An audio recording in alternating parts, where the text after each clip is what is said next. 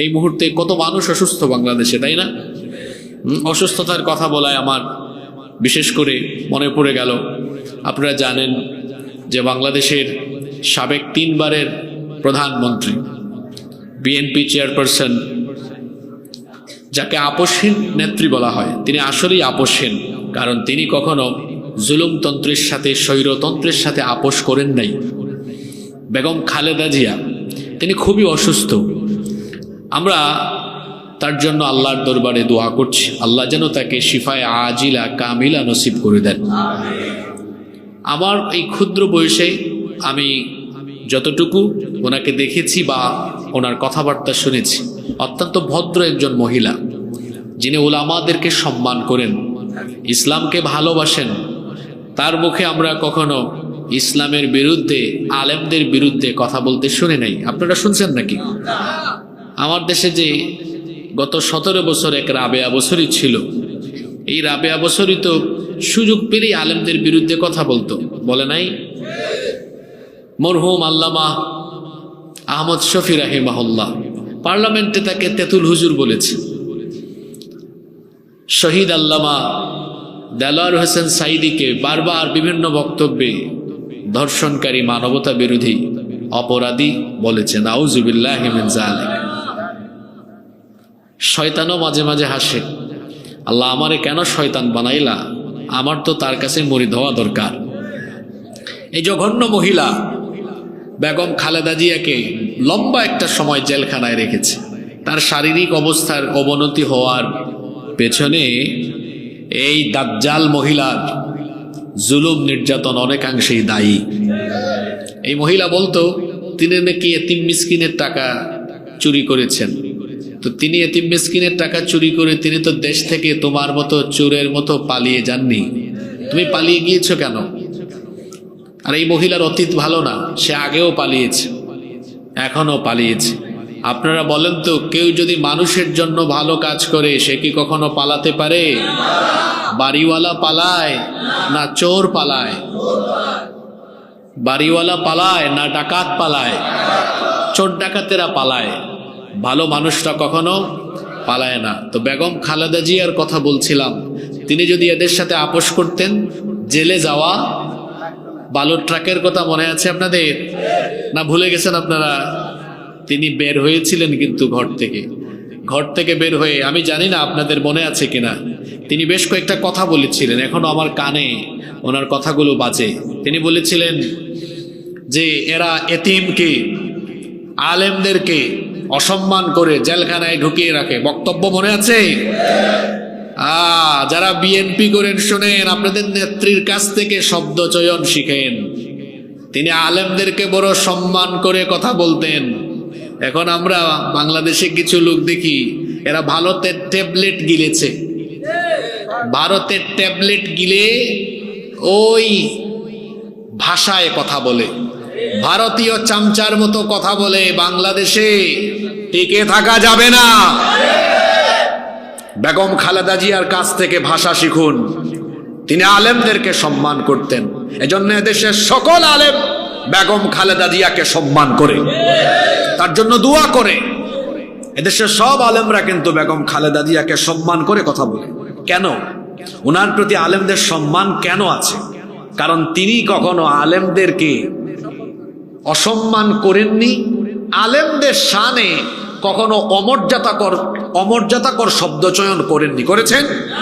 জোরে বলেন, করেছেন? এজন্য শেষ বয়সে এসেও তিনি আলেমদের কাছ থেকে দোয়া পাচ্ছেন, সম্মান পাচ্ছেন। এটা অব্যাহত থাকবে, কারণ তার অতীত ভালো, তার কর্মযোগ্য ভালো। আপনি ভালো কাজ করলে মানুষ আপনার জন্য দোয়া করবে, ঠিক না বেঠিক? আমরা ওনার জন্য দোয়া করছি, আল্লাহ তাআলা ওনাকে নেক হায়াত দান করেন। ওনার ছেলে বিএনপির ভারপ্রাপ্ত চেয়ারম্যান জনাব তারেক রহমান, আমরা তাকে বলবো যে আপনিও দেশে আসুন, আপনার মায়ের পাশে আসুন। কারণ বিপদের সময় বা আপনজনের অসুস্থতার সময় যখন আপনজন পাশে থাকে, তখন কিন্তু রোগ অর্ধেক ভালো হয়ে যায়। তবে তিনি গতকাল তার ফেসবুক পোস্টের মাধ্যমে একটা আশঙ্কার কথা ব্যক্ত করেছেন। আমি তার প্রতি যথেষ্ট সম্মান রেখেই বলতে চাই, আপনি মানুষের উপরে আস্থা রাখেন, কারণ বাংলাদেশের চিত্র তো বদলে গিয়েছে। যদি আপনি আপনার নিরাপত্তাহীনতার কথা মনে করেন, আপনি দেশের জন্য কাজ করলে আপনার মাকে যেমন দেশের মানুষ ভালোবেসেছে, আপনাকে ভালোবেসে এদেশের প্রত্যেকটা জনগণ আপনার পাশে থাকবে। আপনি কিসের ভয় করেন? জনগণের জন্য কাজ করলে জনগণই আপনার সিকিউরিটি দিবে, আপনার কোনো ভয়ের কারণ নাই। এজন্য আমরা বলবো, আপনি মায়ের ছেলে, মায়ের কাছে আসেন। আপনি আপনার মায়ের মতো কাজ করলে এদেশের আলেমদেরকে পাশে পাবেন, জনগণও আপনার পাশে থাকবে। যাই হোক, আমরা সেদিকে যাচ্ছি না। আর আপনাদের কষ্ট হচ্ছে? চলেন আমরা আল্লাহর কালাম থেকে কিছু কথা শুনবো ইনশাআল্লাহ। আমরা যেন আল্লাহর কালাম থেকে হেদায়েতি কথা বলতে পারি এবং শুনতে পারি। আল্লাহ তাআলা আমাদের সবাইকে সেই তৌফিক দান করেন। আমরা সবাই বলি আমিন। আমরা আল্লাহর কালাম থেকে কথা বলবো। এই কোরআন যিনি নাজিল করেছেন, গলার আওয়াজ বড় করে সবাই বলেন তো তিনি কে? আল্লাহ তাআলা এই কিতাব আজ থেকে ১৫০০ বছর আগে নাজিল করেছেন। আমাদের একটা অসম্ভব রকমের ভুল ধারণা হলো, আমরা মনে করি কোরআন হলো ধর্মীয় কিতাব। এটা সম্পূর্ণ রকমের একটা ভুল ধারণা। কোরআন ধর্মীয় কোনো কিতাব নয়। তাহলে কোরআন কি? কোরআন হচ্ছে জীবন পরিচালনার চূড়ান্ত দিক নির্দেশনা। আরো সংক্ষেপে যদি বলেন, তাহলে আপনার জীবন পরিচালনার গাইডবুক, গাইডলাইন বা কনস্টিটিউশন হলো কোরআন। এখন আপনি বলবেন, হুজুর এখন তো টেকনোলজির যুগ, এখন তো আমরা স্যাটেলাইটের যুগে প্রবেশ করেছি। আধুনিক জ্ঞান বিজ্ঞান যখন উন্নতি উৎকর্ষের যুগে প্রবেশ করেছে, সেই যুগে ১৫০০ বছর আগে নাজিল হওয়া এই কিতাব, এটা জীবন পরিচালনার গাইডবুক হয় কেমনে? এটা তো বড় অবাস্তব, আশ্চর্যজনক একটি কথা। এটা আপনার কাছে মনে হতে পারে, কিন্তু এটাই বাস্তবিক। আপনি মনে করছেন ১৫০০ বছর আগে ব্যাকডেটেড যুগে নাজিল হওয়া কিতাবে আপডেটেড যুগে এখন আবার আপনার জীবনের বিভিন্ন সেক্টর পরিচালনায় কি করে এটা গাইডবুক, গাইডলাইন বা কনস্টিটিউশন হতে পারে? আপনি যদি এমনটা ভেবে থাকেন, তাহলে আপনি ভুলের মধ্যে বসবাস করছেন। তার কারণ হলো আল্লাহর কালাম এটা ব্যাকডেটেড নয়, বরং এটা সর্বকালের, সর্বযুগের সর্বশ্রেষ্ঠ এবং মহাবিশ্বের মহাবিস্ময়। এই কিতাব হচ্ছে আল কোরআন। এটা কোনো কালেই ব্যাকডেটেড হয়নি, হবে না, বরং এটা হলো সম্পূর্ণ রকমের আপডেটেড একটি কিতাব। আল্লাহু আকবার। এই বিজ্ঞানের যুগেও আল্লাহর কালাম অচল নয়, বরং আপনার এই বিজ্ঞানের যুগের বিজ্ঞান প্রযুক্তি আল্লাহর কোরআনের তথ্যের কাছে এটা অক্ষম, দুর্বল। কারণ আপনার বিজ্ঞান যে ধারণা মানুষকে দিয়েছে কিছুকাল আগে, আল্লাহ তার কিতাবের ভেতরে এই সায়েন্টিফিক ধারণাগুলো ঢুকিয়ে দিয়েছেন আরো ১৫০০ বছর আগে। সুবহানাল্লাহ। তাহলে কোরআন আগে না বিজ্ঞান আগে? আজকে জরুরি কিছু কথাবার্তা হবে ইনশাআল্লাহ। ততক্ষণ আপনাদের মনোযোগ থাকবে তো? আমি বলছিলাম, বিজ্ঞান আপনাকে এই যুগে যা জানিয়েছে, আল্লাহ তার কিতাবে ১৫০০ বছর আগে তা জানিয়ে দিয়েছেন। সুবহানাল্লাহ। কি করে? আসুন আমরা কয়েকটি পয়েন্টের উপর কথা বলি। এই যে আপনারা বসে আছেন, এই পৃথিবী নামক গ্রহে আমরা যে বসবাস করছি, এই গ্রহ ছাড়াও সৌরজগৎ, গ্যালাক্সি কিংবা বিশাল এই মহাশূন্য বা সুবিশাল এই বিশ্বজগৎ, এটা কি করে সৃষ্টি হয়েছে? আপনি কি কখনো চিন্তা করেছেন? How the universe was created, কি করে এই মহাবিশ্ব সৃষ্টি হয়েছে? স্টিফেন হকিং এর বিগ ব্যাং থিওরির আলোকে বিজ্ঞানীরা বলছেন, এই মহাবিশ্বের সবকিছু, অর্থাৎ সূর্য, চন্দ্র, গ্রহ, নক্ষত্র, তারকাপুঞ্জ, সবকিছু সৃষ্টির শুরুতে এই রকম জমাট বাঁধা অবস্থায় ছিল, পুঞ্জীভূত ছিল। অতঃপর মহাশূন্যে একটা ভয়ঙ্কর রকমের বিস্ফোরণ হয়েছে। এই বিস্ফোরণের ফলে সবকিছু আলাদা আলাদা হয়ে সেপারেট হয়েছে, অস্তিত্ব লাভ করেছে এবং মহাবিস্ফোরণের ফলে সকল সৃষ্টি যে আলাদা আলাদা হয়ে অস্তিত্ব লাভ করেছে, বিজ্ঞান তার নাম দিয়েছে বিগ ব্যাং থিওরি, যেটা বর্তমান দুনিয়ার আলোচিত তথ্য। মহাবিশ্ব কি করে সৃষ্টি হলো, মহাবিশ্ব সৃষ্টির ধারণা বিজ্ঞান কিছুদিন আগে বিগ ব্যাং থিওরির মাধ্যমে পৃথিবীকে জানালো। অথচ আল্লাহর কিতাব, যেই কিতাবকে আমরা অনেকে ছু বা ঝাড়ফুকের কিতাব, তাবিজ কবজের কিতাব, খতমের কিতাব, রমজান মাসে তারাবির কিতাব মনে করি, আশ্চর্য কথা, এই কোরআন আমরা পড়লাম না, গবেষণা করলাম না, বুঝলাম না, অথচ এই কিতাবের ভেতরে মহাবিশ্ব সৃষ্টির এই চমৎকার বিজ্ঞানময় ধারণা রব্বুল আলামিন আজ থেকে ১৫০০ বছর আগে এই কিতাবের ভেতরে তা ঢুকিয়ে দিয়েছেন। কোরআনে কারীমের ২১ নম্বর সূরা সূরাতুল আম্বিয়া এর ৩০ নম্বর আয়াতে রব্বুল আলামিন বলছেন, আওয়ালাম ইয়ারাল্লাযীনা কাফারু আন্নাস সামাওয়াতি ওয়াল আরদা কানাতা রাতকান ফাফাতাকনাহুমা। আল্লাহ তাআলা বলছেন, অবিশ্বাসীরা কি দেখে না, আসমান সমূহ আর জমিন সৃষ্টির শুরুতে একত্রিত অবস্থায় ছিল, পঞ্জীভূত ছিল। এখন আসমান উপরে, মাথার উপরে আসমান, পায়ের তলায় জমিন।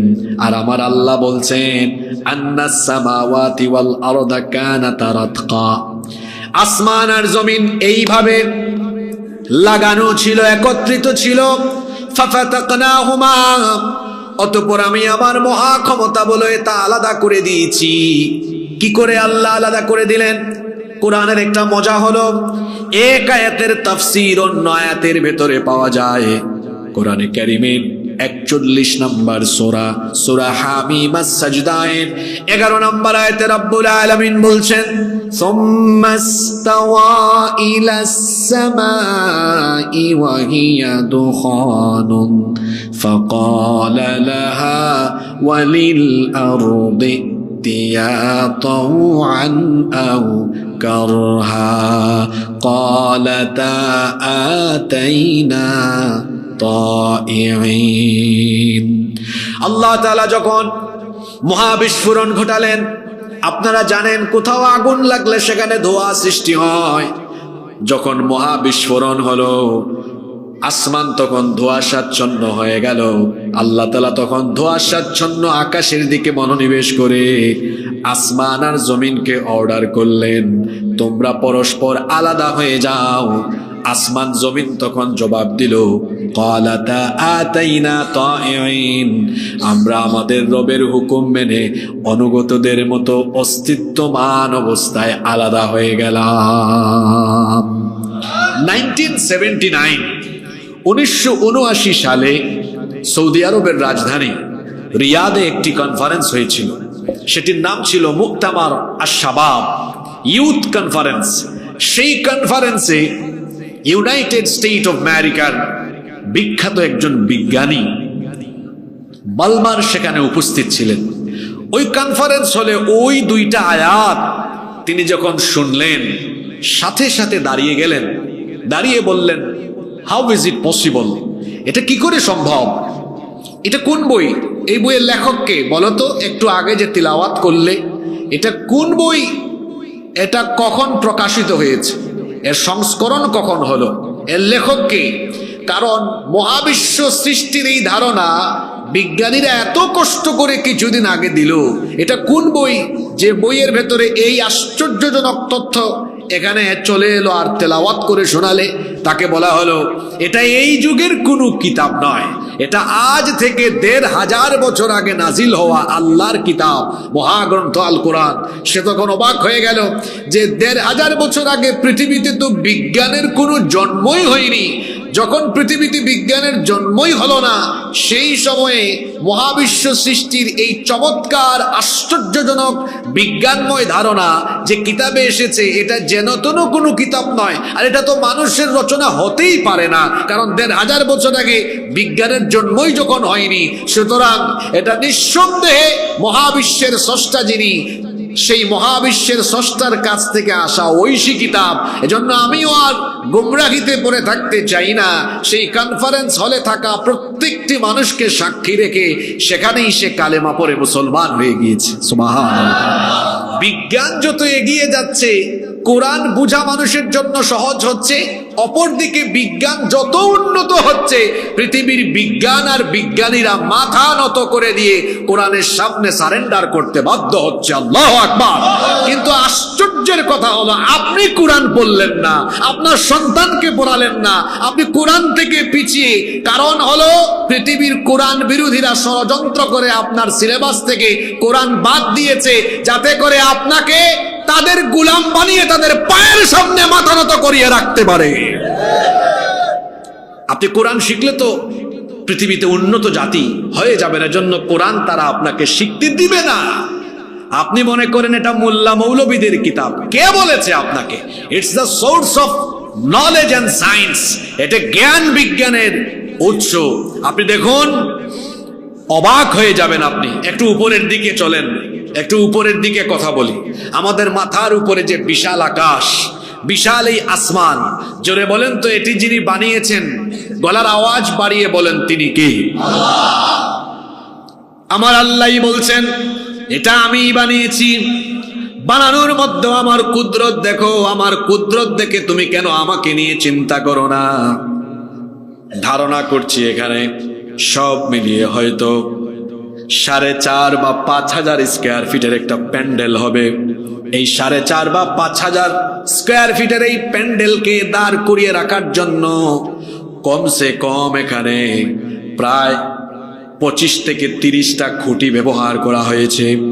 কিন্তু আপনি তাকান তো, মাথার উপরের আকাশ, এক দেশ থেকে আরেক দেশে আপনি যান, সৌদি আরব থেকে জিদ্দায় যান, ইউরোপে যান, আমেরিকায় যান, কোথাও কোনো পিলার দেখা যায় না, কোথাও কোনো খুঁটি দেখা যায় না।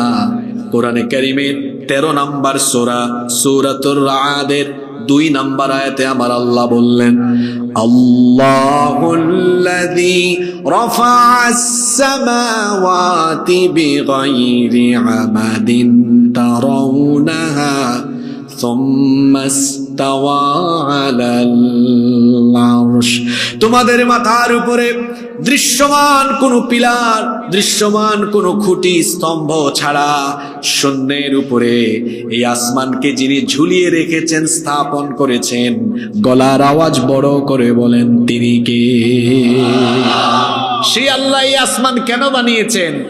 বাবারা, ভাইয়েরা, কখনো কি চিন্তা করেছেন? আসেন একটু চিন্তার খোরাক আপনার মাথায় ঢুকায় দেই। এই শামিয়ানা কেন দিলেন এখানে আজকে আপনারা? যাতে করে রাতে ওয়াজ শুনতে পারেন ভালো করে, কুয়াশা যেন বারে বারে না পড়ে, তাও পড়ে যাচ্ছে। বাসা বাড়িতে টিনের চাল আর পাকা ছাদ ডালাই কেন দিলেন বলেন? সিকিউরিটির জন্য, প্রোটেকশনের জন্য। শীতকালে যেন বাড়িতে কুয়াশা না পড়ে, বর্ষাকালে যেন বৃষ্টি না পড়ে, আর গ্রীষ্মকালে যেন রোদের তাপ না লাগে। তো মাথার উপরে এই বিশাল আকাশ আল্লাহ এমনি এমনি কি স্থাপন করেছেন? নিশ্চয়ই না। কেন আল্লাহ স্থাপন করেছেন? The sky has been built as a roof for the protection of the earth. আল্লাহ তাআলা এই আসমানকে মাথার উপরে এমনি এমনি স্থাপন করেন নাই। এটাকে আল্লাহ তাআলা পৃথিবীবাসীর সুরক্ষার জন্য একটি সুরক্ষিত ছাদ বানিয়েছেন। সুবহানাল্লাহ পড়বেন না? কথাটা কি বললাম? সুরক্ষিত ছাদ।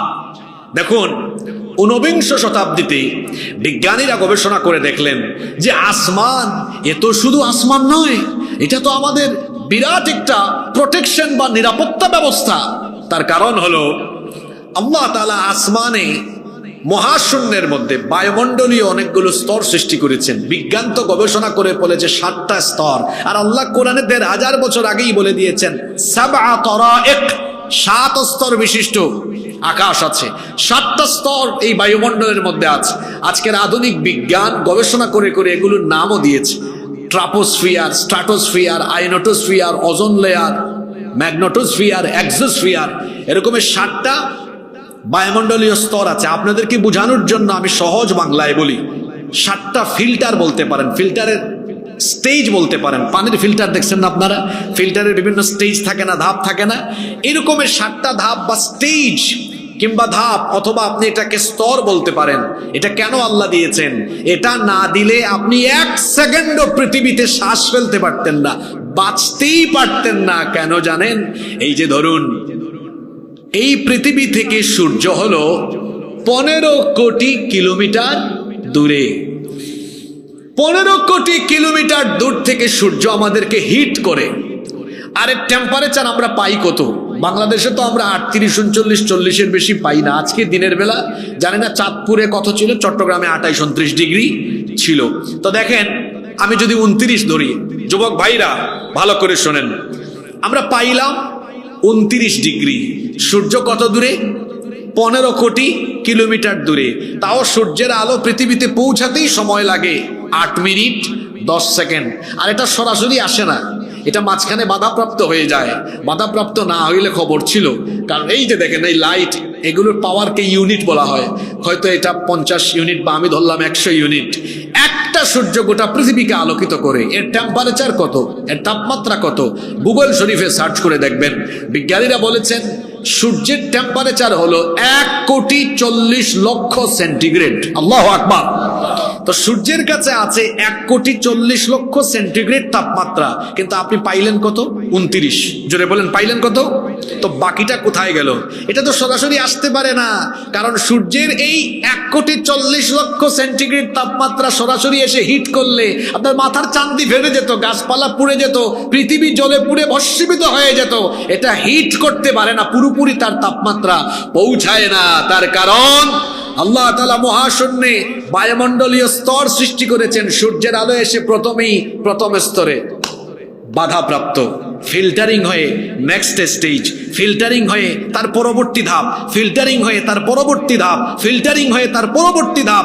এইরকমের 7টা স্তরে সূর্যের এই আলো বা টেম্পারেচার পিউরিফাইং হয়ে হয়ে হয়ে হয়ে হয়ে হয়ে যতটুকু আলো পৌঁছালে মানুষ স্বাভাবিক থাকবে, পশু পাখি উদ্ভিদ পৃথিবীর সবকিছুর ব্যালেন্স ঠিক থাকবে, ঠিক ততটুকু আলো আল্লাহ তাআলা দুনিয়াতে পাঠান। শুধু কি তাই? বিজ্ঞানীরা বলেছেন, মহাকাশ বিজ্ঞানীরা বলছেন, মহাশূন্যে এমন সব উল্কাপিণ্ড আছে, যদি একটা উল্কা জমিনে পড়ে সব জ্বলে পড়ে ছাই হয়ে যাবে, কিন্তু একটা উল্কাও তো জমিনের দিকে আসতে পারে না। ওই বায়ুমণ্ডলীয় স্তরে সব বাধাপ্রাপ্ত হয়। শুধু তাই নয়, আপনারা যে বিমানে সফর করে দেশের বাইরে যান, বিমান যখন টেক অফ করে 39,000 ফিট উপরে চলে যায়, আপনারা বলেন তো যত উপরের দিকে উঠছেন তাপমাত্রা তত বাড়ে না কমে? যদি বলেন বাড়ে না কমে? তাপমাত্রা বাড়ে কেমনে? উপরের দিকে তাপমাত্রা কি বাড়ে নাকি? মহাশূন্যের খালি স্থানের তাপমাত্রা কত? বিজ্ঞানীরা বলছেন মহাশূন্যের খালি স্থানের তাপমাত্রা হলো -270। বাংলাদেশের জীবনে কোনোদিন চাঁদপুরে আপনারা মাইনাস টেম্পারেচার পেয়েছেন নাকি? জীবনেও তো পান নাই। 2017 সালে ভারতের হিমাচল প্রদেশে সিমলা, মানালি 2টা জায়গা আছে, হয়তো আপনারা কেউ যেতেও পারেন। আমি একবার সেখানে ট্যুরে গিয়েছিলাম, -4 ছিল। ভারত আসলে এমন একটা দেশ, এটার ব্যাপারে অনেক পর্যটকগণ বলেন যে অল ইন্ডিয়া সফর করে সে পৃথিবী অর্ধেক ঘোরার মজা পেয়ে যায়।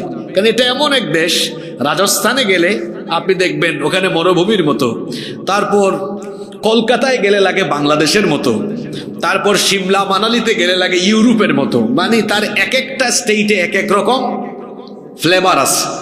তো সিমলা মানালিতে -4 পেয়েছে। আমি তো অসুস্থ ছিলাম 1 সপ্তাহের মতো, এত ঠান্ডা আমি জীবনেও দেখি নাই। এটা তো -4 না, মহাশূন্যের খালি স্থানের তাপমাত্রা হলো -270। এই পুরো হিমবাহ যদি জমিনে নেমে আসতো, আমরা কি বেঁচে থাকতে পারতাম? এটা কেন আসতে পারে না? ওই যে প্রোটেকশন বা সিকিউরিটি ব্যবস্থা, আল্লাহ তাআলা মহাশূন্যে অনেকগুলো স্তর সৃষ্টি করেছেন, যার কারণে পুরো হিমবাহটা এখানে নেমে আসতে পারে না। এজন্য বিজ্ঞানীরা বলছেন the sky has been built as a roof for the protection of the earth. এই আসমানকে আল্লাহ তাআলা পৃথিবীবাসীর সুরক্ষার জন্য সুরক্ষিত ছাদ বানিয়েছেন। আপনার বিজ্ঞান যেটা গবেষণা করে মাত্র কিছুদিন আগে বলেছে, যেই কিতাবকে আপনি হুজুরদের কিতাব মনে করেন, ঝাড়ফুকের কিতাব মনে করেন, যে কিতাবকে আপনি মোল্লা মৌলবীদের কিতাব মনে করে নিজে শিখলেন না, নিজে গবেষণা করলেন না, বাচ্চাদেরকেও শিখালেন না, সন্তানদেরকেও কোরআনের হেদায়াত দিলেন না, হেদায়াতের পথে আহ্বান করলেন না, আল্লাহ তাআলা তার সেই কিতাবের ভেতরে ১৫০০ বছর আগে আল্লাহ তাআলা এই প্রোটেকশন ব্যবস্থা সম্পর্কে কোরআনে কারীমের ২১ নম্বর সূরা সূরাতুল আম্বিয়া এর ৩২ নম্বর আয়াতে বলে দিলেন, ওয়াজআলনাস সামাআ সাকফাম মাহফুযা। আল্লাহু আকবার। এখানে তো উলামা মাশায়েখ বসে আছেন। সাকফাম মাহফুযা, আল্লাহর শব্দ চয়নের নমুনা দেখেন। আল্লাহ বলছেন ওয়াজআলনাস সামাআ, আর এইভাবে করে আমি আকাশকে সাকফাম মাহফুযা, তোমাদের জন্য সুরক্ষিত ছাদ বানিয়ে দিয়েছি। আল্লাহু আকবার। কোরআন আগে না বিজ্ঞান আগে? আপনার জীবনে কি আগে? বলতেছেন আপনারা ভাবছেন হুজুর এই বিষয়ে কথা বললেন কেন? ভাত খাইলে দেখবেন একদম প্লেটের শেষের অংশটা মজা কম না বেশি? শুরুরটার থেকে শেষেরটা মজা কম না বেশি? তো একটু পরে যখন আমরা শেষের দিকে যাব তখন বুঝবেন এই টপিক আজকে ধরলাম কেন। আপনাদের কি ২০-২৫ মিনিট আরো মনোযোগ থাকবে, না বিরক্ত হয়ে যাবেন? বহুক্ষণ তো উপরের দিকে ছিলেন, একটু নিচের দিকে নেমে আসেন। পায়ের তলায় কি আছে? একটু পুরুষ মানুষের মতো কথা বলেন, কি আছে? মাটি, এই জমিন। এই জমিন নিয়ে গবেষণা করলে আপনি আশ্চর্য হয়ে যাবেন। আল্লাহ তাআলা কোরআনে কারীমে বলেছেন, এই জমিনকে আমি তোমাদের জন্য বিছানার মতো বিছিয়ে দিয়েছি। আল্লাযী জাআলা লাকুমুল আরদা ফিরাশা, আমি এই জমিনকে তোমাদের জন্য বিছানার মতো বিছিয়ে দিয়েছি। জমিনটা অস্থির হয়ে যেত। এই যে মাঝে মাঝে ভূমিকম্প হয়, কিছুদিন আগে ভূমিকম্প হয়েছে না? আপনারা একটা আশ্চর্যের ব্যাপার খেয়াল করেন, ঘূর্ণিঝড়ের পূর্বাভাস কিন্তু আবহাওয়া অফিস দিতে পারে, কি দিতে পারে না? বলে সিডর হবে, আয়লা হবে, লায়লা হবে, আর সব মহিলাদের নাম। ঘূর্ণিঝড়ের পূর্বাভাস আবহাওয়া অফিস দিতে পারে, ঝড়ের পূর্বাভাসও আবহাওয়া অফিস দিতে পারে, কিন্তু বিজ্ঞান একটা জায়গায় অচল। ভূমিকম্পের পূর্বাভাস কিন্তু বিজ্ঞান কি দিতে পারে নাকি? কিছুদিন আগে আপনারা যারা ঢাকায় থাকেন, কি ইমরান ভাই কি খবর? ঢাকা কেমন নড়াচড়া হয়েছে দেখছেন? আজকের দাওয়াতে তো আসলাম ইমরান ভাইয়ের মাধ্যমে। ইমরান বিন মফিজ ভাইকে আপনারা চিনেন তো? আমরা কিন্তু একসাথেই কিছুদিন পড়ালেখা করেছি আইআইইউসিতে, কিন্তু পরবর্তীতে ওনার স্কলারশিপ হয়ে যায়। সৌদি আরবের কিং আব্দুল আজিজ ইউনিভার্সিটিতে তিনি চলে যান এবং সফলতার সাথে সেখান থেকে তিনি অনার্স সম্পন্ন করে আবার দেশে চলে আসেন। আপনাদের এলাকার রত্ন, আপনাদের গৌরব, আপনারা খুশি না বেজার? ছাত্র হিসাবে খুবই মেধাবী, ব্যবহারে অত্যন্ত বিনয়ী এবং ভাষায় খুব মার্জিত, ব্যবহারে অমায়িক। আমরা ওনার জন্য দোয়া করছি, আল্লাহ তাআলা যেন তাকে মাহের আলেম বানিয়ে দেন। ওয়াজআলাহুল্লাহু আলিমান মাহিরান লিখিদমাতিদ দ্বীন। আমরা সবাই বলি আমিন। তো ঢাকায় ভূমিকম্প হলো, এই ভূমিকম্পের পূর্বাভাস কিন্তু পাওয়া যায়নি। ভূমিকম্প কেন হয়? এটার দুইটা কারণ। একটা কারণ হলো প্রাকৃতিক, আরেকটা হলো কৃত্রিম। কয়টা কথা বললাম? একটা কি বললাম? প্রাকৃতিক, ন্যাচারাল কারণ। দুইটাই আল্লাহ ঘটান, কিন্তু কারণ দুইটা। প্রাকৃতিক কারণ কি? এই যে জমিনের নিচে অনেকগুলা টেকটনিক প্লেট আছে, এই প্লেটের উপরই তো জমিন। যখন একটা টেকটনিক প্লেটের সাথে আরেকটা টেকটনিক প্লেটের ধাক্কা লাগে বা এটা সরে যায়, তখন উপর থেকে জমিনটা কি হয়? নড়ে উঠে। আপনি দেখুন তো, এই যে টেবিলের নিচে আপনার এটাকে কি বলে? পায়া বা খুঁটি, তাই না? তো একটা থেকে আরেকটা যদি ছুটাই ফেলেন আপনি, এটা নড়বে কি নড়বে না? তো প্রাকৃতিক কারণেও টেকটনিক প্লেটের নড়াচড়ার কারণে ঘূর্ণিঝড় হতে পারে, ওটাও আল্লাহ ঘটান, আল্লাহর হুকুমই হয়। আর কৃত্রিম কারণও আছে, যেমন হাদিস শরীফে এসেছে, যখন কোথাও পাপাচার বেড়ে যায়, যখন আল্লাহর নাফরমানি বেড়ে যায়, আল্লাহ তাআলা মাঝে মাঝে গজব দেন, ভূমিকম্পের মতো, ঘূর্ণিঝড়ের মতো, অগ্নিবায়ুর মতো গজব দেন।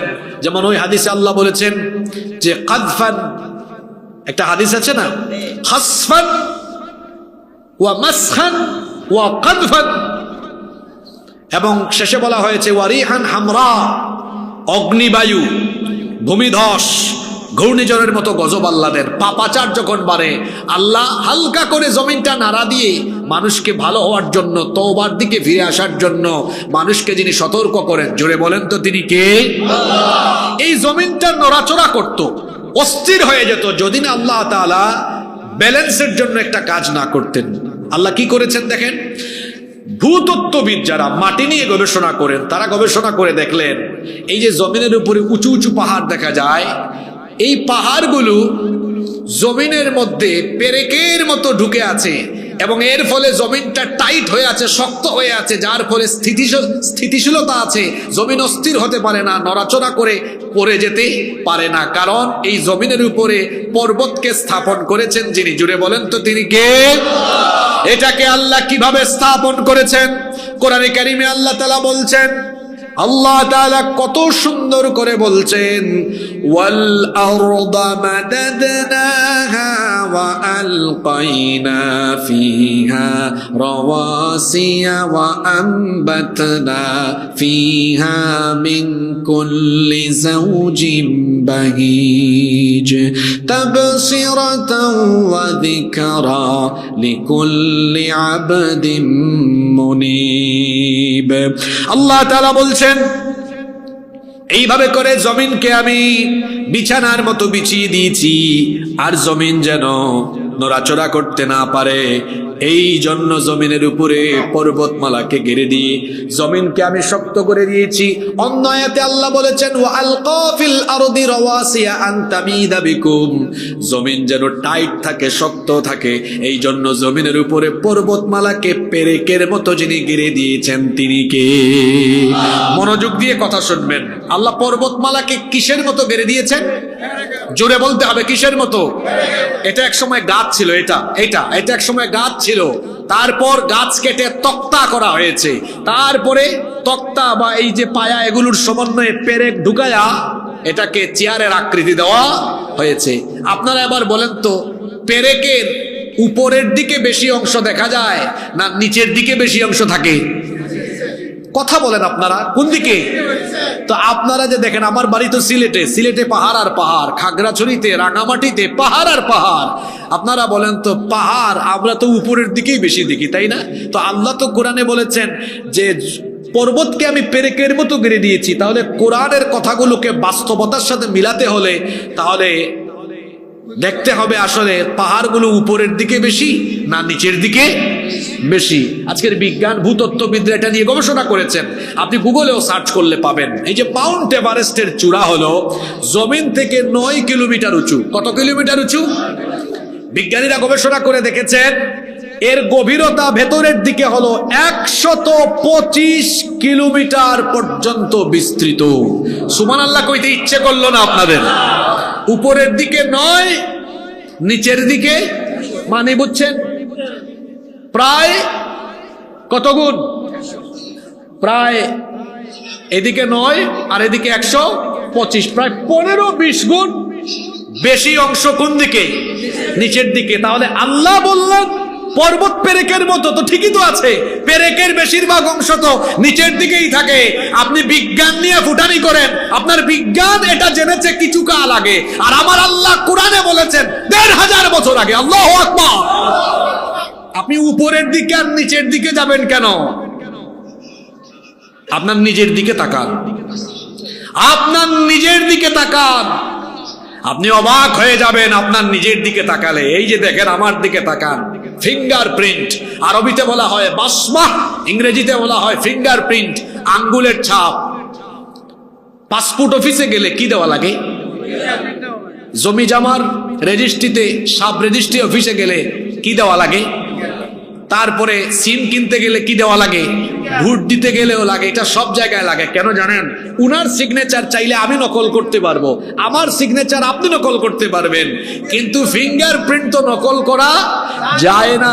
পৃথিবীতে 800 কোটি মানুষ বাস করে, কারো ফিঙ্গারপ্রিন্টের সাথে অন্য কারো ফিঙ্গারপ্রিন্টের কোনো মিল নাই। এমনকি আশ্চর্যজনক কথা হলো, আপনার হাতে 10টা আঙ্গুল, একটার সাথে আরেকটার ফিঙ্গারপ্রিন্টের কোনো মিল। এখন 2025 সাল শেষ হচ্ছে, 1800 সালের আগে পৃথিবীতে ফিঙ্গারপ্রিন্টের কথা মানুষ জানতই না। ব্রিটিশ বিজ্ঞানী উইলিয়াম হার্সাল মানবদেহের উপরে গবেষণা চালিয়ে সর্বপ্রথম এই ফিঙ্গারপ্রিন্টের ধারণা এবং ব্যবহার ইংল্যান্ডে আরম্ভ হয়। ইংল্যান্ড থেকে ধীরে ধীরে এটা সারা দুনিয়ায় ছড়িয়ে যায়। 1800 সাল আর 2025 কত বছর? 225 বছর, তাই না? 200 বছর আগে যে ফিঙ্গারপ্রিন্টের ধারণা পৃথিবীর মানুষ জানলো, এবং বর্তমানে অফিসে ঢুকলেও ফিঙ্গারপ্রিন্ট, যাওয়ার সময় ফিঙ্গারপ্রিন্ট। যেই কোরআনকে হুজুরদের মুল্লাদের কিতাব মনে করে শিখলেন না, পড়লেন না, সন্তানদেরকেও শিখালেন না, সেই কোরআনে আল্লাহ তাআলা আজ থেকে আরো 1500 বছর আগে কোরআনে কারিমের 75 নম্বর সূরা সূরাতুল কিয়ামার 3 এবং 4 নম্বর আয়াতে আল্লাহ তাআলা বললেন, আয়াহসাবু আল্লান নাজমা'a 'idama বালা কাদিরিনা আলা আন নুসাউইয়া বানানা। যারা মনে করে মানুষ মারা যাওয়ার পরে তার শরীর যখন পচে গলে মাটির সাথে মিশে যাবে, অস্থি পিঞ্জর হাড্ডি গুড্ডি সব চূর্ণ বিচূর্ণ হয়ে যখন আলাদা আলাদা হয়ে যাবে, এগুলোকে জোড়া লাগিয়ে কিভাবে আবার মানুষকে জীবিত করা হবে, যারা এ ব্যাপারে সন্দিগ্ধ সন্দিহান, আল্লাহ তাদের কথার জবাব দিতে গিয়ে বললেন, বান্দারে শোনো, তোমার শরীরের অস্থি পিঞ্জর সবকিছু ছিন্ন ভিন্ন এবং আলাদা আলাদা হয়ে যাওয়ার পরেও সেগুলোকে তো আমি জোড়া লাগাবোই। তার পাশাপাশি বান্দা শোনো, বালা কাদিরিনা আলা আন নুসাউইয়া বানানা, এমনকি তোমাদের প্রত্যেকের হাতের আঙ্গুলের যে মাথা আছে, আঙ্গুলের ছাপ পর্যন্ত আমি আবার পুনর্বিন্যস্ত করে দিব। আল্লাহু আকবার। এই যে এতগুলো কথা এতক্ষণ ধরে বললাম, তাহলে বলেন তো বিজ্ঞানের যুগে এই কোরআন সচল না অচল? পুরুষ মানুষের মতো জবাব দেন, সচল না অচল? আরো জোরে বলেন, সচল না অচল? এই কোরআন আপনি শিখলেন না, আপনার সন্তানদেরকেও আপনি শিখালেন না। এখানে বিজ্ঞান এর বিভিন্ন থিওরি নিয়ে আলোচনা করলাম বলে আপনি কোরআনকে বিজ্ঞানের কিতাব বলতে পারবেন না। কোরআনের সাহিত্যের অনেক ফ্লেভার পাওয়া যায়, কবিতার ছন্দের মতো ছন্দগত মজা পাওয়া যায়, এখানে ঐতিহাসিক অনেক নিগুড় তথ্য পাওয়া যায়। তাই বলে এটা ইতিহাসের কিতাব, বিজ্ঞানের কিতাব, সাহিত্যের কিতাব নয়। তাহলে কোরআনটা মূলত কি? কোরআন মূলত হচ্ছে হেদায়াতের কিতাব। কথা বুঝে থাকলে বলেন, কোরআন মূলত কিসের কিতাব? আল্লাহ তাআলা বলেছেন, হাদা বায়ানুল লিন-নাসি ওয়া হুদাও ওয়া মাউইযাতাল লিল মুত্তাকিন। এটি হচ্ছে মানুষের জন্য সুস্পষ্ট বর্ণনা, এটা হলো হেদায়েতের কিতাব। এজন্য আল্লাহ শুরুতেই বলে দিলেন, যালিকাল কিতাবু লা রাইবা ফীহি হুদাল লিল মুত্তাকিন। এটি হচ্ছে এমন এক কিতাব যার মধ্যে সন্দেহের কোনো অবকাশ নাই, এখানে সন্দেহ করার মতো কোনো বিষয় নাই, এবং এটাকে মুত্তাকিদের জন্য যিনি হেদায়াত বানিয়েছেন, গলার আওয়াজ বড় করে বলেন, তিনি কে? আল্লাহ। এই কোরআনের কাছে আসলেই কোরআন আপনাকে হেদায়েতের পথ, মুক্তির পথ, জান্নাতের পথ দেখাবে। এজন্য আল্লাহর নবীও বলেছেন, মান ক্বালা বিহি সাদাকা, যে কোরআন দিয়ে কথা বলে সে সত্য কথা বলে, ওয়া মান আমিলা বিহি উজরা, যে কোরআন অনুযায়ী আমল করে তাকে যিনি পুরস্কৃত করেন, জুড়ে বলেন তিনি কে? আল্লাহ। আল্লাহর নবী আরো বলেছেন, ওয়া মান হাকামা বিহি আদালা, যেই কোরআন দিয়ে মানুষের মধ্যে বিচার ফয়সালা করে, সেই প্রকৃতপক্ষে ন্যায় ইনসাফ কায়েম করে। এরপরে আল্লাহর নবী বলেছেন, ওয়ামান দাআ ইলাইহি, ফাকাদ হুদিয়া ইলা সিরাতিম মুস্তাকিম, যে কোরআন দিয়ে মানুষকে আহ্বান করে সে মানুষকে হেদায়াত এবং সহজ সরল পথের দিকে আহ্বান করে। তার মানে হলো কোরআনের পথ হলো সহজ পথ, কোরআনের পথ হলো সরল পথ, কোরআনের পথ হলো মুক্তির পথ, কোরআনের পথ হলো নাজাতের পথ, কোরআনের পথ হলো হেদায়েতের পথ। এই কোরআনের পথে যারা চলে আসবে তাদেরকে যিনি হেদায়াত দিয়ে দিবেন, জোরে বলেন তিনি কে? আল্লাহ। কোরআনের কাছে যেই আসবে তার সম্মানটা বেড়ে যাবে। কোরআন হলো এমন এক কিতাব, এর টাচ বা সংস্পর্শে যে আসে তারই সম্মান বা মর্যাদা বাড়ে। আল্লাহর তো বহু ফেরেশতা আছে, কিন্তু জিবরিলের মতো মর্যাদাবান ফেরেশতা কি অন্য কেউ আছে নাকি? কেন জিবরিলের মর্যাদা সবার উপরে? কারণ জিবরিলের সাথে কোরআনের একটা সম্পর্ক আছে। জিবরিল কোরআন নিয়ে এসেছেন, আল্লাহ নবীর কাছে কোরআন নিয়ে এসেছেন বলে কোরআনের কারণে জিবরিলের মর্যাদা সকল ফেরেশতাদের উপরে চলে গিয়েছে। সুবহানাল্লাহ। বছরে তো 12 মাস আছে, রমজান ছাড়া বাকি 11 মাস আল্লাহর কাছে এত সম্মানিত নয়। আজকে এশার নামাজ আদায় করলেন, এক ফরজের সমান সওয়াব পাবেন, কিন্তু রমজানে এক ফরজের সওয়াব 70টা ফরজের সমান হয়ে যায়। সুবহানাল্লাহ। কারণটা কি? একটাই কারণ রমজানের সাথে কোরআনের সম্পর্ক আছে না নাই?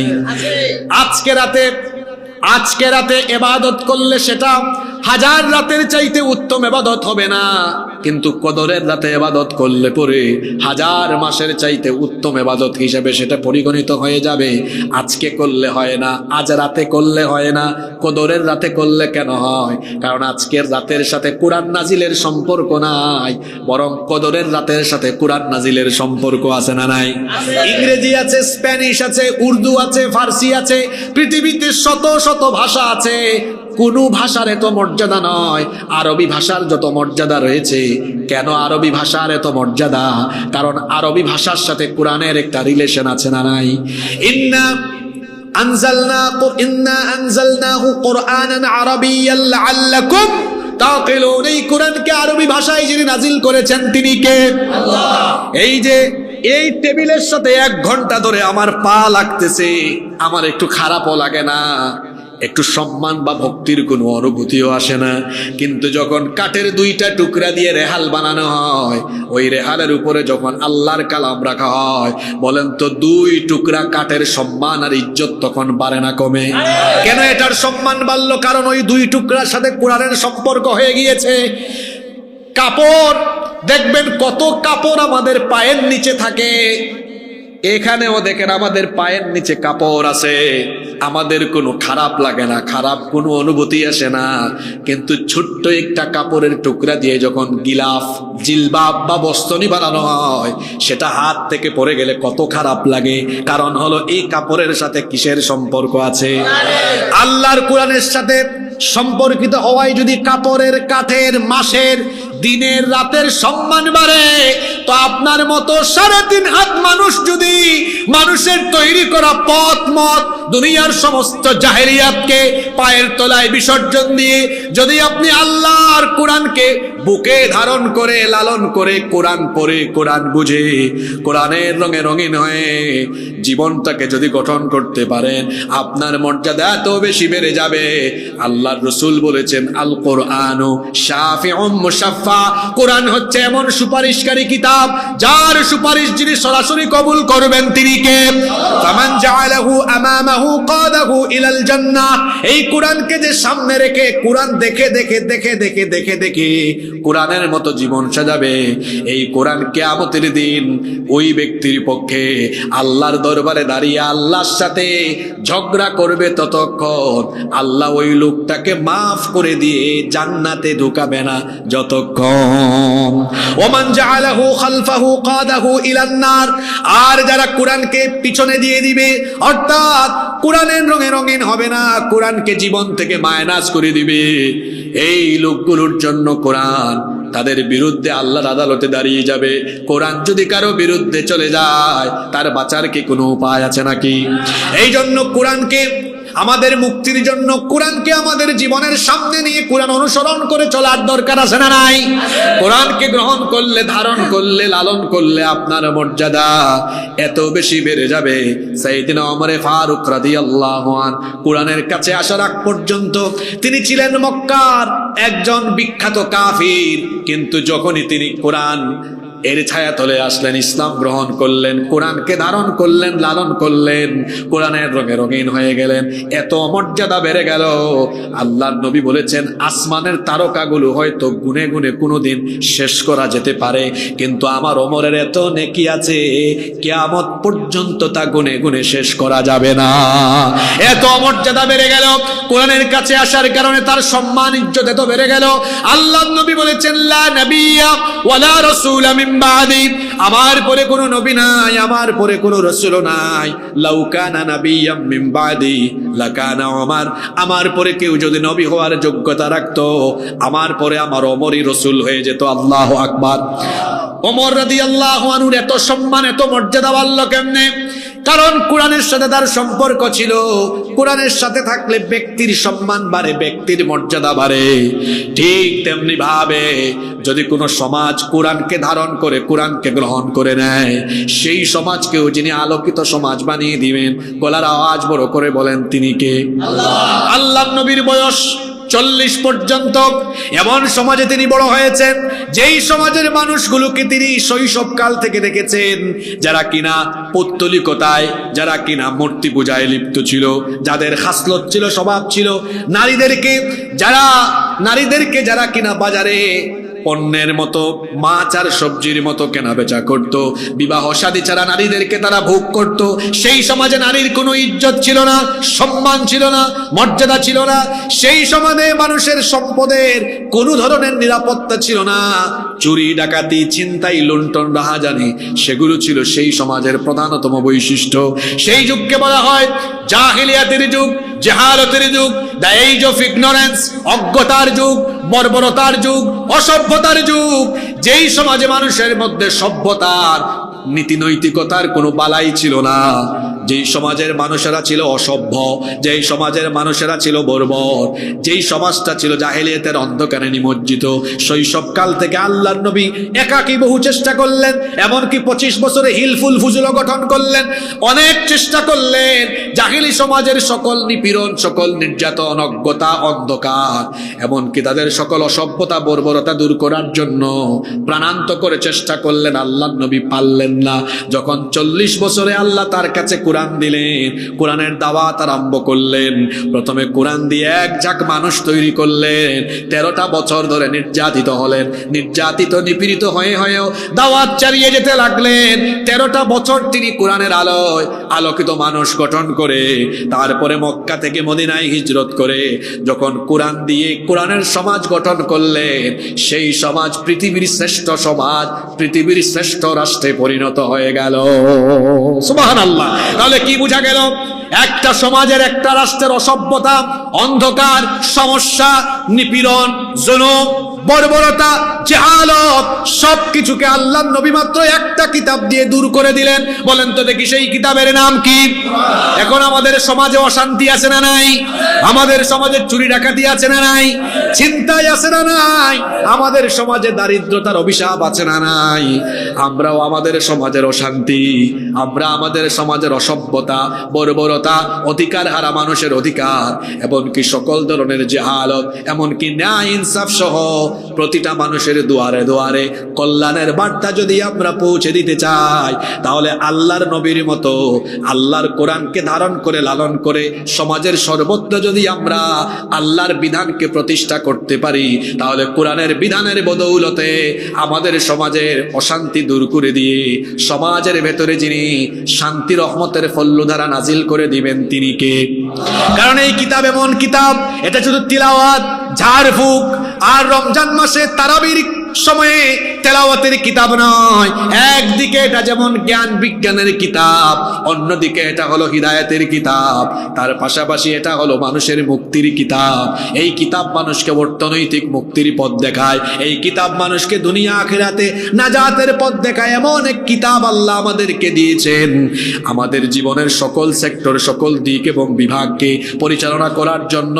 সকল কিছু কোরআনের ভেতরে যিনি সন্নিবেশিত করেছেন, পুরুষোচিত কণ্ঠে জবাব দিয়ে বলেন তো তিনি কে? এজন্য রব্বুল আলামিন কোরআনে কারীমে বড় চমৎকার করে বলেছেন। আল্লাহ তাআলা বলছেন, বান্দা শোনো, এমন কিতাব দিয়েছি। কোরআনে কারীমের 16 নম্বর সূরা সূরাতুন নাহলের 89 নম্বর আয়াতের শেষাংশে আল্লাহ বলছেন, ওয়ানাজ্জালনা আলাইকাল কিতাবা তিবয়ানাল লিকুল্লি শাইইন ওয়া হুদান ওয়া রাহমাতান ওয়া বুশরা লিল মুসলিমিন। ও আমার নবী, আপনার কাছে এমন এক কিতাব নাজিল করেছি, তিবয়ানাল লিকুল্লি শাই, যেই কিতাবের ভেতরে আমি সবকিছু ঢুকিয়ে দিয়েছি। এমন কোনো বিষয় নাই যা কোরআনের ভেতরে নাই, বরং সকল কিছু এই কোরআনের ভেতরে যিনি খুলে খুলে বয়ান করেছেন, জুড়ে বলেন তিনি কে?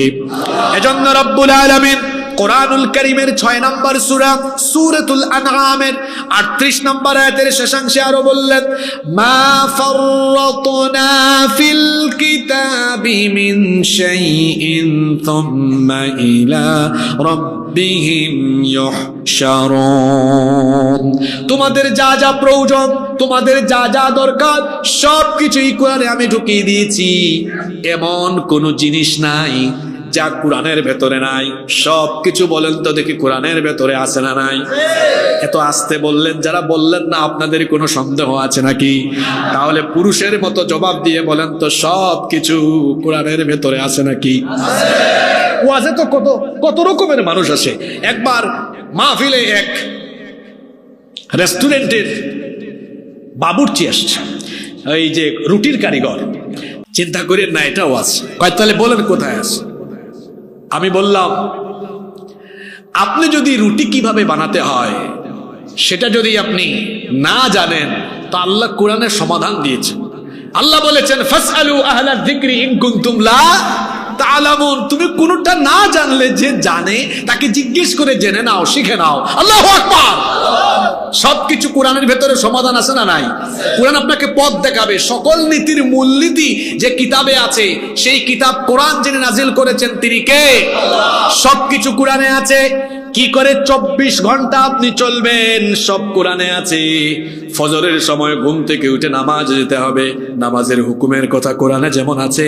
নামাজ আদায় করে নামাজের বাহিরে আপনি কিভাবে চলবেন, রাস্তাঘাটে কেমনে চলবেন, লেনদেন কেমন করে হবে, ব্যবসা কেমন করে হবে, চাকরি বাকরিতে কেমন আমানতদারিতা, মুআমালাত, মুআশারাত কেমনে হবে, বলেন তো দেখি। আপনার ব্যক্তি জীবনের সকল সেক্টরের সকল দিক নির্দেশনা, সকল ইনস্ট্রাকশন কোরআনের ভেতরে আছে না নাই?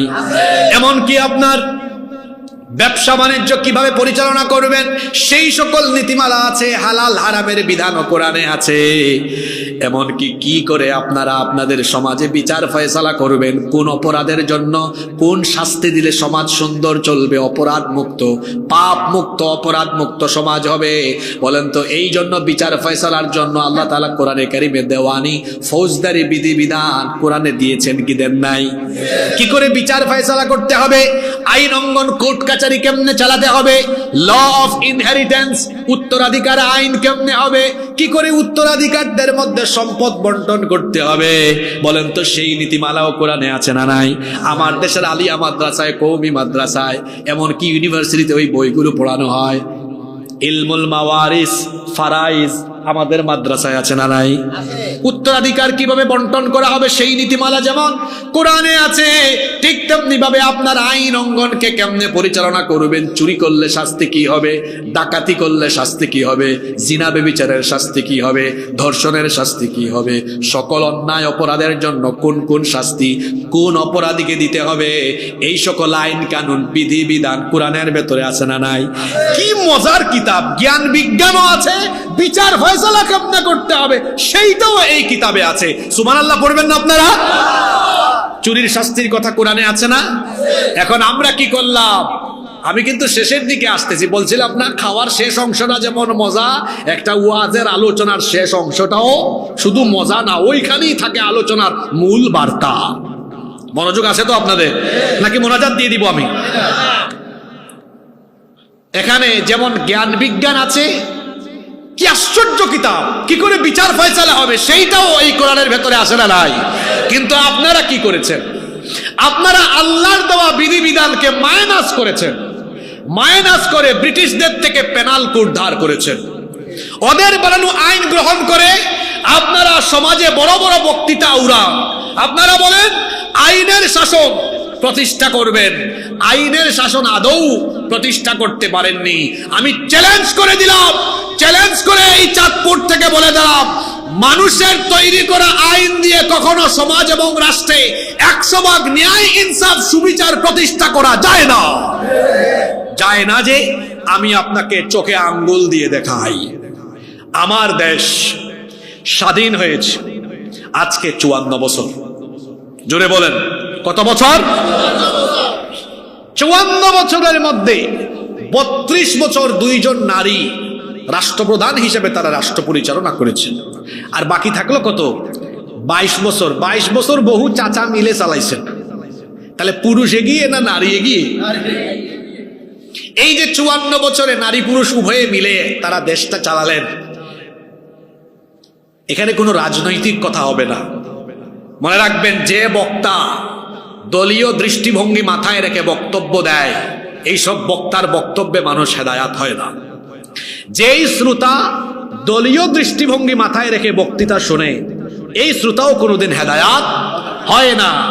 বক্তা এবং শ্রোতা উভয়কে হেদায়াতের মগজ নিয়ে, নিরপেক্ষ মানসিকতা নিয়ে যখন আল্লাহর কালাম শুনবে, বক্তা শ্রোতা উভয়কে হেদায়াত দিবেন কে?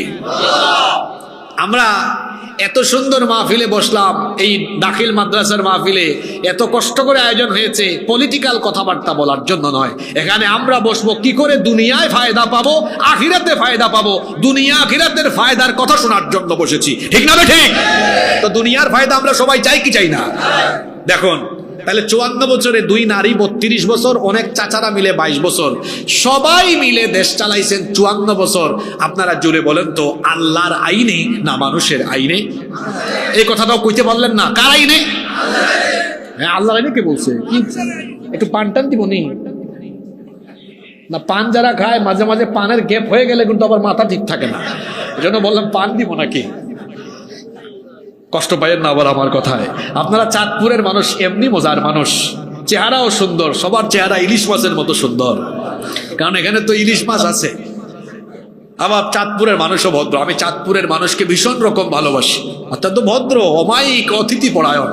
আমি গত 1 সপ্তাহ কিন্তু মাহফিলেই যাইনি, গতকাল থেকে শুরু করছি। আমার মা 1 সপ্তাহ আগে, 1 সপ্তাহ না, আজকে 8 দিন হয়ে গেছে ইন্তেকাল করেছেন। এজন্য আমার মন মানসিকতা অন্যরকম ছিল। আমি প্রায় 7 দিন মাহফিল করি নাই, গতকাল শুরু করছি। ইমরান ভাই আমাকে ফোন দিলেন, আসবেন কিনা? আমি বললাম অবশ্যই আসবো। তা আপনাদের প্রোগ্রামে আমি আজকে এসেছি। হৃদয়টা ভারাক্রান্ত ছিল, কিন্তু আপনাদের এই প্রাণবন্ত রেসপন্সে আমি এখন অনেকটা ভালো ফিল করছি, আলহামদুলিল্লাহ। আপনাদের কষ্ট হচ্ছে না তো? আমি বলছিলাম, এই 54 বছরে আইন কানুন সব চলছে আল্লাহর না মানুষের? জোরে বলেন কার? একটু বলে ফেলি আমি, যে 32 বছর 2 নারী চালালেন। একজনের জন্য আমরা একটু আগে দোয়াও করলাম, কারণ তিনি আলেম উলামা বা ইসলামের বিরুদ্ধে কোনো কাজ করেন নাই, কথা বলেন নাই তিনি, এজন্য তার প্রতি একটা সম্মান আছে না নাই? আরেকজন তো আলেম দেখতো আর জেলে ঢুকাইতো। কথা বলেন, আলেম দেখলেই আর দাড়ি টুপি দেখলেই জেলে ঢুকাইতো, ইচ্ছা মতো জুলুম নির্যাতন করেছে। আলেমদের চোখের পানি অভিশাপ হয়ে তার উপর নেমে এসেছে আল্লাহর গজব হয়ে, যার কারণে তাকে চোরের মতো পালিয়ে যেতে হয়েছে। এই 2 মহিলা তারা 32 বছর রাষ্ট্র পরিচালনা করলেন। বাংলাদেশে কিন্তু আরেকটা আশ্চর্যজনক খবর আছে, সেটা হলো নারীরা খুব পাওয়ারফুল ছিল বাংলাদেশে। এত পাওয়ারফুল, এট এ টাইম প্রাইম মিনিস্টার, বিরোধী দলীয় নেত্রী, স্পিকার, স্বরাষ্ট্র, পররাষ্ট্র, শিক্ষা, গুরুত্বপূর্ণ সবকিছু নারীদের হাতে ছিল কি ছিল না? আপনারা কথা বলেন, ছিল কি ছিল না? এই যে নারীদের হাতে এত পাওয়ার, এত ক্ষমতা থাকা সত্ত্বেও 32 বছরের ক্ষমতা, বাংলাদেশে কি নারী নির্যাতন বন্ধ হয়ে গিয়েছে নাকি? ধর্ষণ বন্ধ হয়ে গিয়েছে? আপনারাই বলতেছেন বাড়ছে, কিন্তু নারীদের ক্ষমতা ছিল কম না বেশি? এত ক্ষমতা তারা পাইলেন, নারী নির্যাতনও বন্ধ হলো না, তারপরে ধর্ষণও বন্ধ হলো না, আরো বেড়ে গেল। আর চাচাদের 22 বছর এড করলে 54 বছর। মানুষের আইন দিয়ে চলছে তো চলছে বিচার, ওই যে চলছে গাড়ি তো চলছে তো চলছে, এইরকম বিচার চলছে তো চলছে, কিন্তু দেখা যায় নারী নির্যাতনও বন্ধ হলো না, নিপীড়নও বন্ধ হলো না, ধর্ষণও বন্ধ হলো না। বরং আমরা দেখেছি দিন দিন অবস্থা এত সিরিয়াস হচ্ছে। গত কয়েক মাস আগে মাগুরায়, হ্যাঁ তাও ঘটনা ঘটছে রমজান মাসে সম্ভবত, ছোট্ট এক বোন আমাদের 8 বছর বয়স। ঘটনা কি রমজান মাসে হয়েছিল নাকি? রমজানে না, রমজানে হয়েছে না? রমজানে হয়েছে। আল্লাহু আকবার, চিন্তা করেন, এক পরিবারের 3 নরপিশাচ আমার বোনটির উপরে পাশবিকতা চালায়। অতঃপর সে প্রায় 4-5 দিন হাসপাতালে থেকে খুব কষ্ট পেয়ে পেয়ে দুনিয়া ছেড়ে চলে গিয়েছে। আমার বোন এই নির্মম পরিস্থিতির শিকার হয়ে দুনিয়া থেকে চলে গেল। তার কবর হলো, কবরে এখন ঘাস উঠে গেছে। আপনারা বলেন আমাকে, তার ধর্ষণকারীরা এখনো বেঁচে আছে না নাই? কথা বলেন না কেন আপনারা? আদালতে আল্লাহর আইন না মানুষের আইন? আমার দেশে এমন কিছু বিশ্ববিদ্যালয় আছে যেখানে ধর্ষণের সেঞ্চুরি হয়েছে, আবার ধর্ষককে ফুলের মালা দেওয়া হয়েছে। কি আপনি কি মিথ্যা বললাম নাকি? আমার দেশে এমন কিছু ব্যবসায়ী আছে ধর্ষণের অভিযোগে অভিযুক্ত, টাকার গরমে আইনকে তার জুতার নিচে ফেলে দিয়েছে, তার কিছুই হয় নাই। এমন ব্যবসায়ী আছে না নাই? আমার দেশে এমন রাজনীতিবিদ আছে ধর্ষণের দায়ে অভিযুক্ত, ক্ষমতার ঠেলায় আইনকে জুতার নিচে কামড়ে ধরেছে, তার কিচ্ছু হয় নাই। এমন রাজনীতিবিদ আছে না নাই? এবার পুরুষোচিত কণ্ঠে আমাকে জবাব দিয়ে বলেন তো, আদালতগুলোতে চলছে আল্লাহর আইন না মানুষের আইন? যে আদালতে মানুষের আইন থাকে, আর এটা এমন আইন যে আইন থাকার ফলে আমার বোন ধর্ষিতা হয়ে কবরে যায় আর ধর্ষক বেঁচে থাকে, সেই আইনের মুখে আমি লাথি মারি। যে আইন থাকলে ফলে, যে আইন থাকলে পরে ধর্ষিতা পৃথিবী থেকে বিদায় নেয়, কবরে চলে যায়, আর ধর্ষক বুক ফুলিয়ে সাদা পায়জামা পাঞ্জাবি পরিধান করে রাস্তায় মিছিল দিয়ে হাঁটে, আর তার সাঙ্গপাঙ্গরা তার গলায় ফুলের মালা পরায়, আর ওইদিকে ধর্ষিতা কবরে চলে যায়, সেই আইনের মুখে আমরা থুতু নিক্ষেপ করি। এবার বলেন দেখি, এর পরিবর্তে যদি আল্লাহর কিতাবের আইন, কোরআনের আইন থাকতো, জবাব আপনারাই দেন। কোরআনে ধর্ষকের শাস্তি কি? জোরে বলেন, জোরে। কথাটা পূর্ণাঙ্গ হয় নাই আপনাদের। হ্যাঁ পাথর, ঠিক আছে পাথর মেরে, কিন্তু এখনো পূর্ণাঙ্গ হয় নাই। ওয়ালিয়াশহাদ আযাবাহুমা তাইফাতুম, হ্যাঁ ওইটা আপনি সংক্ষেপে বলেন, লাইভ মৃত্যুদণ্ড। কি মৃত্যুদণ্ড? যেমন কাশিমপুর কারাগারে অনেক ফাঁসি হয়, এটা কি আপনারা দেখেন বা টেলিভিশনে কি লাইভ দেখানো হয়? কোরআনের বিচার বড় সাংঘাতিক, খুব সাংঘাতিক। ধর্ষককে রজম করবেন বা মৃত্যুদণ্ড দিবেন, এটা গোপনে পর্দার আড়ালে লুকায়া না। কোথায়? জনগণের সামনে প্রকাশ্যে এই ধর্ষককে মৃত্যুদণ্ড দেওয়া হবে। কেন? যাতে এক ধর্ষকের পরিণতি দেখে বাকি সব লুচ্চা আর বদমাশ এক বিচার দেখে তারের মতো সুদা হয়ে যেতে পারে। আপনারা বলেন তো, বাংলাদেশে যদি একটা বিচার এরকম কোরআন দিয়ে হতো, এই দেশে ধর্ষণ বন্ধ হতো কি হতো না? এই জন্য আমি দায়িত্বহীন ভাষায় বলছি, যতদিন পর্যন্ত বাংলাদেশে আল্লাহর আইন বাদ দিয়ে মানুষের আইনে বিচার চলবে, নারীরা লাঞ্ছিত হবে, ধর্ষিত হবে। পার্লামেন্টে নারীরা ক্ষমতায় অংশগ্রহণ করে পার্লামেন্টে যাবে, কিন্তু নারীর অধিকার প্রতিষ্ঠিত হবে না। যদি নারীর অধিকার সুপ্রতিষ্ঠিত দেখতে চান, মানুষের তৈরি করা আইনকে লাথি দিয়ে বঙ্গোপসাগরে ফেলে দিয়ে আল্লাহর কোরআনের আইনকে গ্রহণ করে নিতে হবে, নইলে মুক্তি পাবেন না।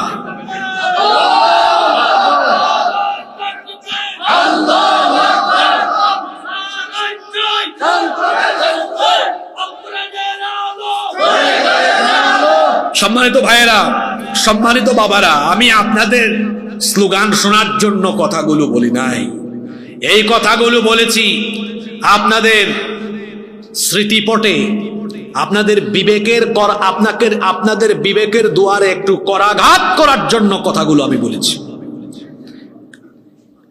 আপনাদের বিবেকের দুয়ারে করাঘাত করার জন্য কথাগুলো বলেছি।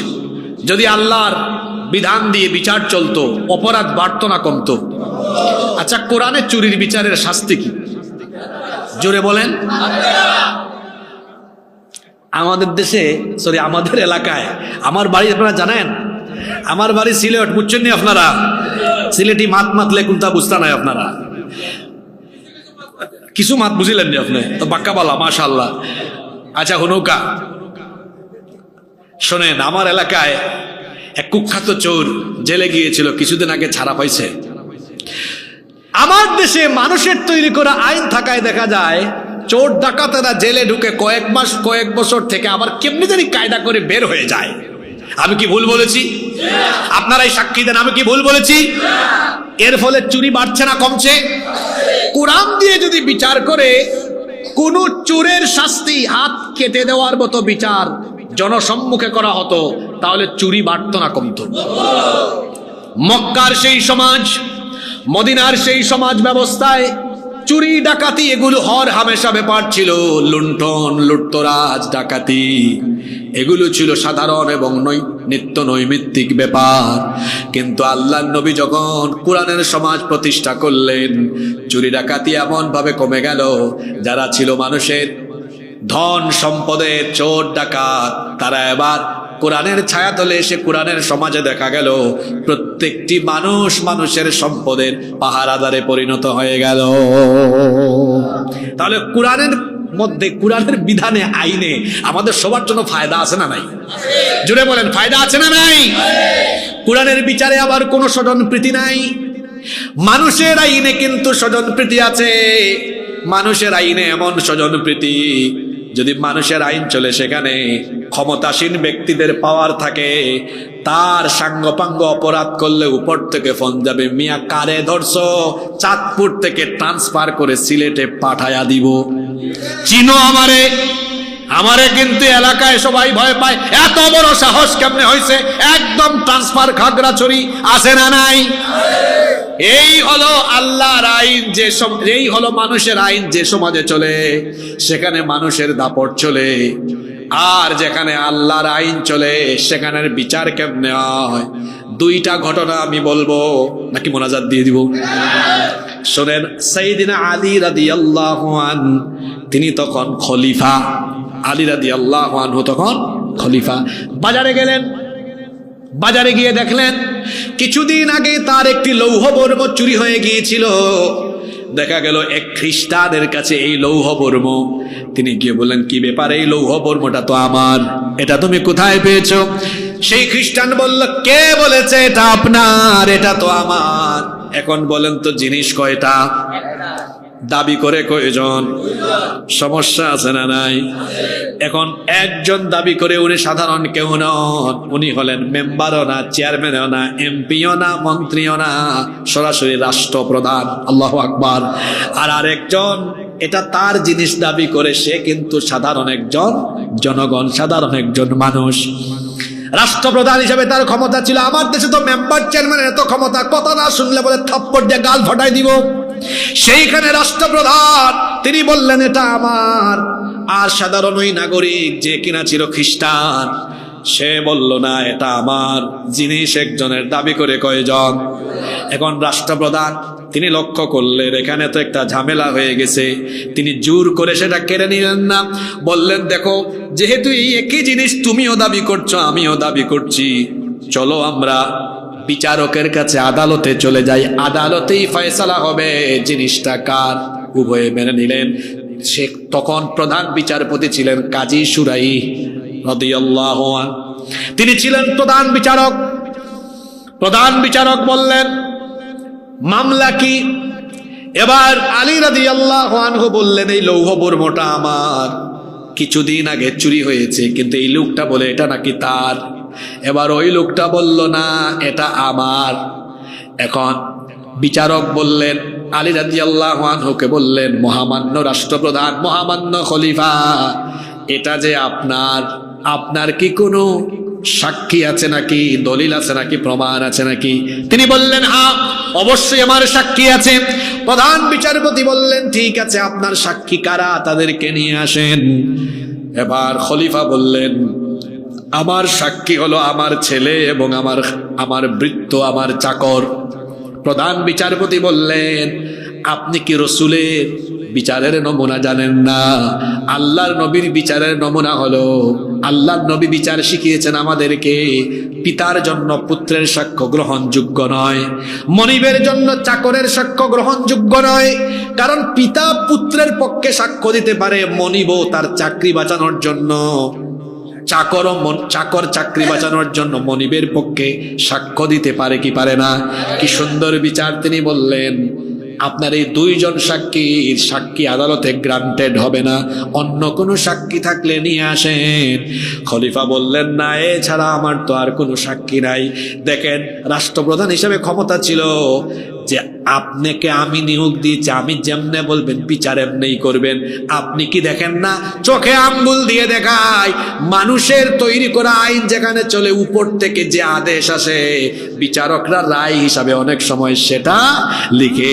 আপনাকে স্কাইপি কেলেঙ্কারির কথা আর সিনহার কথা মনে করায় দিলাম, উপরের মহলের আদেশে আল্লামা সাঈদীর ফাঁসির রায় লিখা হয়েছে। মানুষের আইন চললে পরে উপর থেকে যেটা আদেশ আসে কলম দিয়ে ওইটাই লিখা অনেক সময় হতে থাকে। কিন্তু মহামান্য খলিফাতুল মুসলিমিন আলী রাদিয়াল্লাহু আনহুর সাক্ষ্য যখন আদালতে গ্রহণ হলো না, তিনি বিচার বিভাগে আলাদা কোনো হস্তক্ষেপ করলেন না। তিনি বললেন, ঠিক আছে প্রধান বিচারপতি সাহেব, যেহেতু আমার সাক্ষী আনতে পারলাম না, তাহলে আপনার রায় আমি মেনে নিব।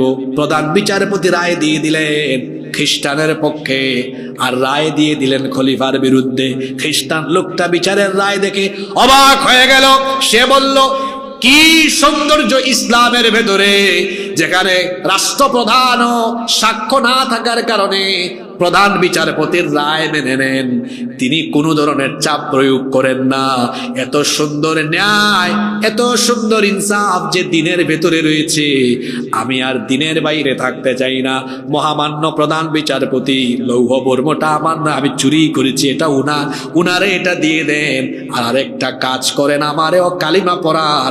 বিচারক সাহেবের কাছে কালেমা পড়ে নিলেন, লা ইলাহা ইল্লাল্লাহু মুহাম্মাদুর রাসূলুল্লাহ সাল্লাল্লাহু। কার আইনের বিচারের নমুনা? পুরুষ মানুষের মতো জবাব দেন, কার আইনের বিচারের নমুনা? আর মানুষের আইনের বিচারের নমুনা আপনার দলের সাঙ্গপাঙ্গ ধরা খাইলে, এই বেটা ওসি, কারে ধরছো ছাড়ো, নইলে একদম রাঙ্গামাটি। আছে না নাই? এবার শুনেন রসুলের বিচার। আল্লাহ নবীর আদালতে একবার মাখজুমিয়া গোত্রের কুরাইশি একজন মহিলাকে আনা হলো। তার ব্যাপারে অভিযোগ ছিল তিনি চুরির অপরাধে ধরা পড়েছেন। সম্ভ্রান্ত বংশের নারী। সকল সাহাবীরা একত্রিত হয়ে পরামর্শ করছেন, এত মর্যাদা সম্পন্ন বংশের নারী চুরির অপরাধে ধরা পড়লেন। আল্লাহর রসুল যদি এখন কোরআন দিয়ে রায় দেন, হাত কাটার আদেশ দেন, ওই বংশের মান ইজ্জত থাকবে না। সাহাবায়ে কেরাম এবার পরামর্শে বসে গেলেন। তারা ভাবলেন, দেখি রায় একটু হালকা করা যায় কিনা, তাহলে ওই বংশের মান ইজ্জত কিছুটা হলেও থাকবে। সাহাবায়ে কেরাম পরামর্শ করে সিদ্ধান্ত নিলেন উসামা ইবনু যায়েদ রাদিয়াল্লাহু আনহুকে রাসূলের দরবারে পাঠাবেন। তারা সেটাই করলেন। উসামা ইবনু যায়েদ রাদিয়াল্লাহু আনহু নবীজির কাছে গেলেন। গিয়ে তিনি বললেন, ইয়া রাসূলুল্লাহ, আমরা বলি সাল্লাল্লাহু আলাইহি ওয়াসাল্লাম, এই মহিলা তিনি সম্ভ্রান্ত বংশের নারী, বংশ মর্যাদা ভালো, সুতরাং ওই বংশের যেন বাণিজ্য ঠিক থাকে, নবী গো একটু কি রায়টা হালকা করে দেওয়া যায় না? এই কথা শুনে আল্লাহর নবী সাহাবীদেরকে ডেকে, তারপরে তিনি রাগে অগ্নিশর্মা হয়ে চেহারা লাল হয়ে গেল। আল্লাহর নবী বক্তৃতা করলেন, আমার সাহাবীরা শোনো, কি করে এই দুঃসাহস তোমরা আমার সামনে দেখাতে পারলে? আল্লাহর বিধানের বিপরীতে ফয়সালা দেওয়ার জন্য এমন অনুরোধ কি করে আমাকে করতে পারলে? সাহাবীরা রে শোনো, আজকে আদালতের কাঠগড়ায় মাখজুমিয়া গোত্রের সম্ভ্রান্ত ওই নারী না হয়ে যদি আমি নবীর মেয়ে ফাতেমাও যদি বিচারের কাঠগড়ায় থাকতো, আমার মেয়ে বলে আমি কোনো দয়া দেখাতাম না, বরং অপরাধ প্রমাণিত হলে হাত কাটার রায় দিয়ে হাত কাটার দায়িত্ব জল্লাদকেও দিতাম না, কারণ হাত কাটতে গিয়ে সে হয়তো দয়া দেখাতে পারে। এই জন্য রায় দিয়ে আমার মেয়ের হাত আমি বাপ হয়ে নিজেই কেটে ফেলে দিতাম। আল্লাহু আকবার। এই হলো আল্লাহর বিধানের বিচারের নমুনা। মানুষের তৈরি করা আইন দিয়ে যে সমাজে বিচার ফয়সালা চলে, আল্লাহর কসম করে বলে গেলাম, সেখানে যাদের ক্ষমতা দাপট থাকবে তারা ইচ্ছে করলে বিচারকে পায়ের তলায় ফেলাতে পারবে, আর সাধারণ লোকেরা বিচারের নামে অবিচারের ভুক্তভোগী হয়ে যাবে। বলেন আপনারা সবাই দলমত ফালায় দিয়া ঠান্ডা মাথায় বলেন, নিজেদের লাভের জন্য, সমাজে ইনসাফ প্রতিষ্ঠার জন্য আপনারা মানুষের আইন চান না আল্লাহর আইন চান? জোরে বলেন, কার আইন চান? আসেন, মানুষকে ভাই যত ওয়াজ করেন, মানুষের পেটে আগে খাবার লাগবে। কি লাগবে? আল্লাহর বিধান, আল্লাহর আইন যে সমাজে থাকে সেই সমাজে কোনো ক্ষুধার্ত মানুষ থাকে না। সুবহানাল্লাহ কইতে ইচ্ছে করে না। হ্যাঁ, আমি গলার চাপাবাজি করে এখান থেকে যাব না, বাস্তব ভিত্তিক কথা বলে যাব। কি 8-10 মিনিট সময় দেওয়া যাবে না? শেষ করে দিব। জি, সময় দেওয়া যাবে 8-10 মিনিট? আল্লাহর আইন থাকলে পরে ওই সমাজে ক্ষুধার্ত কোনো মানুষ থাকে? জোরে বলেন, ক্ষুধার্ত কোনো মানুষ থাকে? কেন থাকে না? তার কারণ হলো ইসলাম এমন একটি সমাজ ব্যবস্থা কায়েম করতে চায় যেই সমাজে কোনো বৈষম্য থাকবে না। এমন কোন সমাজ হবে না যেখানে কেউ বাড়িতে ঘুমাবে আরেকজন রাস্তায় ঘুমাবে, যেখানে একজন 3 বেলা খাবে আরেকজন না খেয়ে মরবে। এই রকম বৈষম্যের সমাজ ইসলাম চায় না, বরং ইসলাম বৈষম্যহীন, ক্ষুধামুক্ত, দারিদ্রতা মুক্ত, স্বনির্ভর, সমৃদ্ধ একটি সমাজ প্রতিষ্ঠা করতে চায়। এই জন্য ইসলাম এত সুন্দর অর্থনৈতিক মুক্তির বিধান দিয়েছে। আল্লাহ তাআলা বলছেন, যদি আমার মুমিনরা সমাজ পরিচালনার দায়িত্ব পায় আর তারা যদি আমার কিতাবের ফর্মুলা গ্রহণ করে অর্থনৈতিক মুক্তির জন্য আমার